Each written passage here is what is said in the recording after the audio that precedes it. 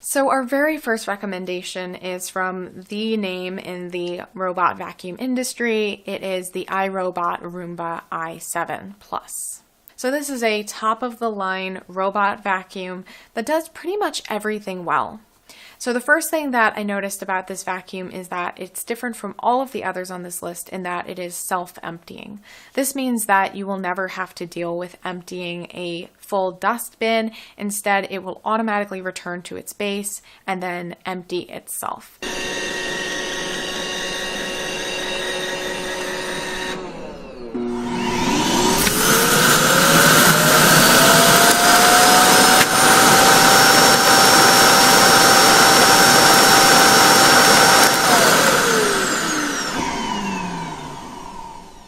So the bag into which the Roomba empties will last for about 60 days. So you're only going to have to empty it every 60 days as opposed to maybe once every few days for a traditional robot vacuum.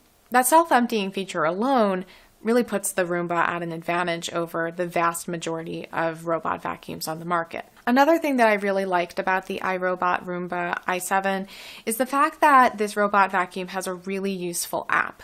Of the robots I tested, this app was the most intuitive and the most useful.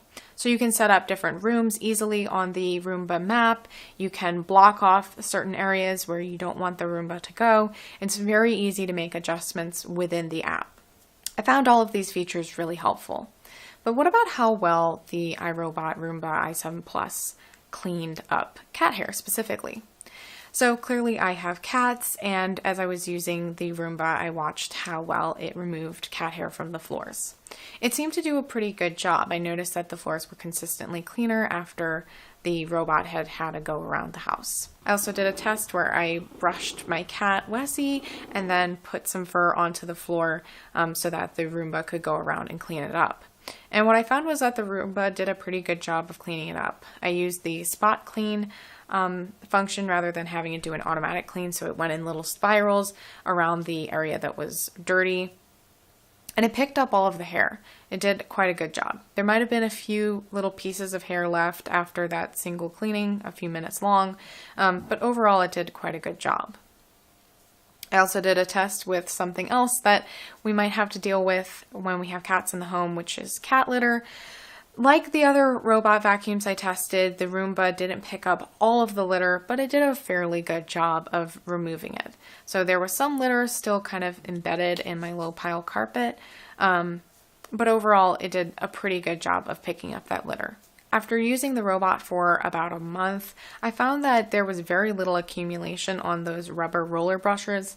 They did a really good job of resisting any hair accumulation, so that hair wasn't wrapping and it wasn't really sticking to the bottom of the Roomba.